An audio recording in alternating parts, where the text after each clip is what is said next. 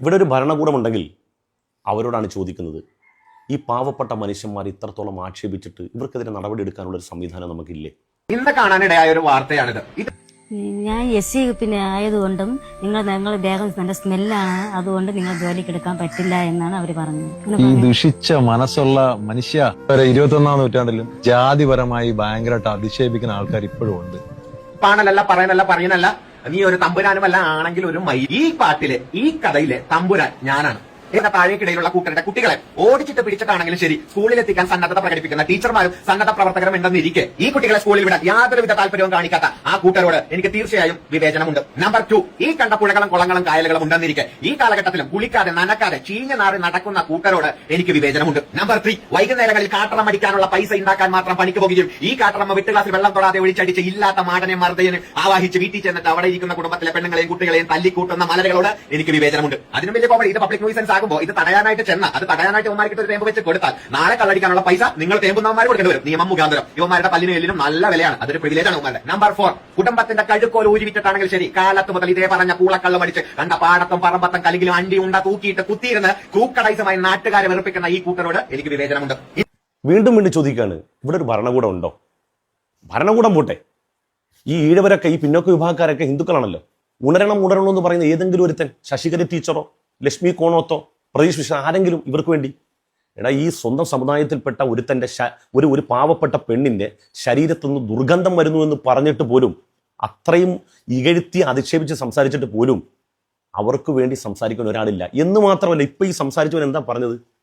അവർ കുളിക്കുന്നില്ല, അവർ നനക്കുന്നില്ല, അവർക്ക് വിദ്യാഭ്യാസം അവർ നേടുന്നില്ല. വിദ്യാഭ്യാസം നേടിയാൽ ഇതിൽ നിന്ന് മോചനം കിട്ടുക?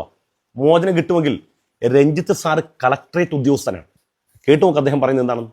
കളക്ടറേറ്റിൽ ജോലി ചെയ്യുന്ന എനിക്ക് ജാതിയുടെ പേരിൽ അയിത്തം നേരിടേണ്ടി വരികയും എനിക്ക് വേണ്ടിയും എൻ്റെ സുഹൃത്തിന് വേണ്ടിയും പ്രത്യേക ഹാജർ പുസ്തകം വെക്കുകയും ചെയ്തപ്പോൾ ഞാൻ ഹൃദയം കൊണ്ടോർത്ത് 1450 വർഷങ്ങൾക്ക് മുമ്പ് ബിലാൽ റളിയല്ലാഹു അൻഹുവിനെ സ്വന്തം ഹൃദയത്തോട് ചേർത്ത് പിടിച്ച ഒരു പ്രവാചകരെ, അങ്ങനെയാണ് നബി, എന്റെ മുത്ത് നബി മുസ്തഫ മുഹമ്മദ് മുസ്തഫ സല്ലല്ലാഹു അലൈഹി വസല്ലം. ഈ പാവപ്പെട്ട ഈഴവർ കുളിക്കാത്തതും നനക്കാത്തതും കൊണ്ടാണോ അവരെ തഴയുന്നത്, അവരോട് അവജ്ഞ കാണിക്കുന്നത്?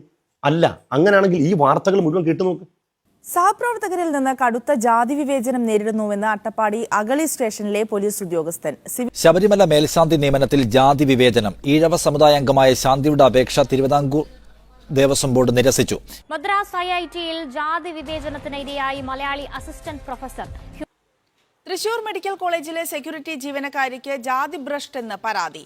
വയനാട് മേപ്പാടിയിലെ ഹോട്ടലിൽ ജാതി വിവേചനമെന്ന ആക്ഷേപം. പട്ടികജാതിക്കാരനായ ഓട്ടോ ഡ്രൈവർ മേശയിൽ തൊടാതിരിക്കാൻ പത്രം വിരിച്ച് അതിനു മുകളിൽ ഭക്ഷണപാത്രം വെച്ച് ഇരിങ്ങാലക്കുട കൂടൽമാണിക്യം ക്ഷേത്രത്തിന്റെ ജാതി വിവേചനം എന്ന ആക്ഷേപം ഉയരുന്നു. കഴകം പ്രവർത്തിക്ക് നിയമിതനായ ഈഴവ സമുദായത്തിൽപ്പെട്ട തിരുവനന്തപുരം സ്വദേശി VA ബാലുവിനെ തന്ത്രിമാരുടെ സമ്മർദ്ദത്തിൽ പാവപ്പെട്ട ഈഴവന്മാരെ ഇത്രയധികം ആക്ഷേപിക്കും ജാതി പറഞ്ഞ് ഈ 2026 ഈ AI കാലഘട്ടത്തിൽ പോലും അവരോട് അവജ്ഞ കാണിക്കുന്നവരോട് പറയാനുള്ളത്, പ്രത്യേകിച്ച് ഇവരെ ആക്ഷേപിച്ച് ഇവർ കുളിക്കത്തില്ല, പല്ല് തേക്കത്തില്ല, വിദ്യാഭ്യാസം നേടുന്നില്ല എന്ന് പറഞ്ഞവരോട് പറയാനുള്ളത്, ലോകം അവസാനിക്കുന്നത് വരെ ഈ പാവപ്പെട്ട സമൂഹം ഇങ്ങനെ തന്നെ ആയിരിക്കും. എന്താ കാണുന്നറിയോ? ഇവരെ ഇങ്ങനെ ആക്കിയതാണ്. ഇവരെ ഉയരാൻ സമ്മതിക്കത്തില്ല എന്ന് മാത്രമല്ല, ഇവർ വിദ്യാഭ്യാസം നേടാത്തതാണെങ്കിലും ഇനി കുറെ ആളുകൾ ഇപ്പോഴും പിന്നോക്കം നിൽക്കുന്നുണ്ടെങ്കിൽ അവർക്ക് മുന്നോട്ട് വരാൻ അവരുടെ മനസ്സും മടുക്കുന്ന രൂപത്തിലേക്ക് അവരുടെ ജീവിത പരിസരത്തെ അങ്ങനെ ആക്കിയത് ഇവിടുത്തെ സവർണ ബോധങ്ങളാണ്. ഇപ്പം ഞാൻ ഒരു മീൻ കച്ചവടക്കാരൻ്റെ മകനാണ്. നീ കേൾക്കണം, ഞാനൊരു മീൻ കച്ചവടക്കാരൻ, അതൊരു ആക്ഷേപമായിട്ട് പറയല്ല, ഒരു കുറച്ചിലായിട്ട് പറയാം, അഭിമാനത്തോട് പറയാം, ഒരു മീൻ കച്ചവടക്കാരൻ്റെ മകനാണ് ഞാൻ. ആലപ്പുഴ നഗരത്തിലെ ഒരു പ്രധാനപ്പെട്ട പള്ളിയിലെ ഇമാമാണ്. എൻ്റെ പിന്നിൽ ആ നാട്ടിലെ സർവ്വസമ്പന്നരായ മനുഷ്യന്മാരും എൻ്റെ പിന്നിലാണ് അണിനിരക്കുന്നത് എന്ന് മാത്രമല്ല, ഞാൻ എൻ്റെ നെറ്റിത്തണം ഭൂമിയിൽ സാഷ്ടാംഗം ചെയ്യുമ്പം എൻ്റെ കാലിൻ്റെ ചോട്ടിൽ ആ പാദത്തോരം ചേർന്നാണ് ആ നാട്ടിലെ പല സമ്പന്നരും സാഷ്ടാംഗം ചെയ്യാറുള്ളത്. ഞാനൊരു മുസ്ലിം ആയതിൽ ഇപ്പോഴും അഭിമാനിക്കണം. എന്തുകൊണ്ടറിയോ? ദൈവത്തിങ്കൽ ധാർമ്മികത കൊണ്ട് മാത്രമേ ഒരു മനുഷ്യൻ ഏറ്റവും സമീപസ്ഥനാവുകയുള്ളൂ. ഒരിക്കലും നിറമോ വർണ്ണമോ അവൻ്റെ കുലമഹിമയോ അവൻ്റെ സമ്പത്തോ ഒന്നും ഇസ്ലാമിൽ യാതൊരു പ്രസക്തിയില്ല എന്നുള്ളതാണ് ഇസ്ലാമിൻ്റെ കൺസെപ്റ്റ്. അതാണ് ബഹുമാനപ്പെട്ട രഞ്ജിത്ത് സാർ കളക്ടറേറ്റ് ഉദ്യോഗസ്ഥനായിട്ട് പോലും അദ്ദേഹത്തിൻ്റെ ഹാജർ പട്ടിക അദ്ദേഹം തൊടുമെന്ന് വിചാരിച്ചിട്ട് അതുവരെ മാറ്റുന്നുണ്ടെങ്കിൽ എത്രത്തോളം മതപ്പതിച്ച ആശയങ്ങൾ ഇവരെയൊക്കെ മനസ്സിൽ ഇവർ പേറുന്നുണ്ട്. ഗവൺമെന്റിനോട് അവസാനമായിട്ട് പറയാണ്, ഇത്രത്തോളം ഒരു സമൂഹത്തെ ആക്ഷേപിച്ചിട്ട് പോലും ഇവിടെ ഒരുത്തരും ഉണരാനില്ല. നടപടിയെടുക്കേണ്ടത് നിങ്ങളാണ്. ഈ സമൂഹത്തെ ഇപ്പോഴും ഈ രൂപത്തിൽ കളിയാക്കിയിട്ടും ചലിക്കാതിരിക്കുന്നത്, നിശ്ചലമായിരിക്കുന്നത് ഞങ്ങളൊക്കെ പറയേണ്ടി വരും. നിങ്ങളുടെയൊക്കെ മനസ്സിലും ഈ സവർണബോധം ഉള്ളവരാണ് എന്ന്. അല്ലെങ്കിൽ ഇതിനെതിരെയൊക്കെ നിങ്ങൾ നടപടിയെടുക്കേണ്ടത്.